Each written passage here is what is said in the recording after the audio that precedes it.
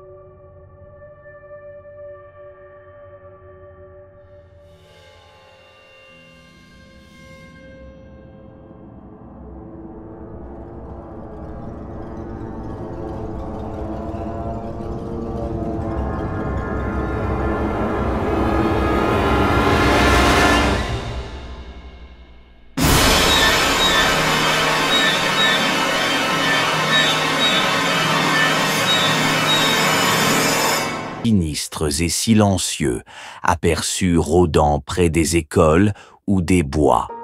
La légende s'est propagée, alimentée par la peur du harcèlement et de l'inconnu.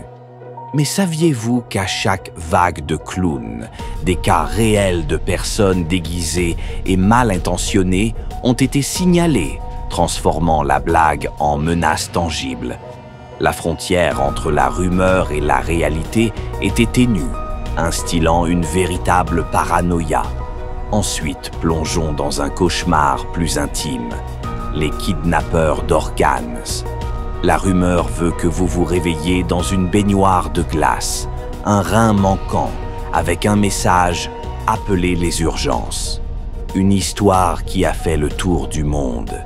Si la légende est bien sûr une fable, elle puise dans des angoisses réelles. Le trafic d'organes existe et des réseaux criminels exploitent la vulnérabilité.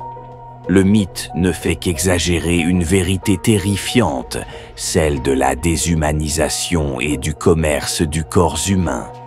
Et enfin, celle qui nous glace le sang, la Dame Blanche sur la route. Un classique, une femme vêtue de blanc, apparaissant au bord de la route, disparaissant quand on s'approche. Si la plupart sont des contes locaux, de nombreux rapports de police mentionnent des apparitions, souvent liées à des accidents tragiques survenus au même endroit, comme si l'écho d'une mort violente persistait. Une simple coïncidence ou une trace de l'horreur passée. Mais au-delà de ces récits, il existe une légende urbaine qui, bien que fantastique, a des racines d'une brutalité choquante. Nous parlons de la poupée maudite de Robert. Une poupée prétendument hantée par l'esprit d'un enfant maltraité, capable de se déplacer, de rire et même de maudire quiconque la défie. Un simple jouet. L'histoire vraie derrière cette légende est celle de Robert Eugene Otto, un artiste excentrique de Key West qui a reçu cette poupée en 1906. Rapidement, des événements étranges ont commencé. Meubles déplacés, rires nocturnes, objets brisés. Les voisins affirmaient voir la poupée bouger d'une fenêtre à l'autre. Des incidents que Robert lui-même et sa femme plus tard ont attribués à la poupée. Mais le plus terrifiant, c'est l'impact réel.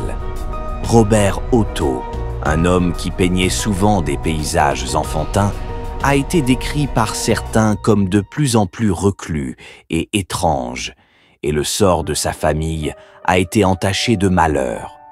Aujourd'hui, la poupée est exposée dans un musée et des visiteurs rapportent encore des pannes d'appareils électroniques, des photos floues et des sensations de froid intense. Des centaines de lettres d'excuses sont envoyées à la poupée par ceux qui pensent avoir subi sa malédiction. La légende du Robert la poupée n'est plus un simple conte. Elle est une part de la psyché collective, un réceptacle pour nos peurs les plus profondes. La fascination pour Robert n'a jamais diminué. Au contraire, elle a évolué, passant d'une anecdote locale à une icône de l'horreur paranormale. Des films, des documentaires, des milliers d'articles et de vidéos explorent son histoire, ajoutant de nouvelles couches au mythe. Pourquoi cette histoire continue-t-elle de nous hanter? Peut-être parce qu'elle touche à une peur fondamentale, celle de l'animisme, l'idée que des objets inanimés puissent abriter une conscience ou une intention maléfique. Ou peut-être parce que, dans un monde où le contrôle est une illusion, l'idée qu'une simple poupée puisse détenir un tel pouvoir est profondément déstabilisante. La ligne entre le réel et le surnaturel devient floue, et c'est dans cette zone grise que naît la terreur. Les légendes urbaines sont plus que de simples histoires. Elles sont le reflet de nos peurs les plus profondes, de nos angoisses sociétales et parfois l'écho déformé d'événements réels.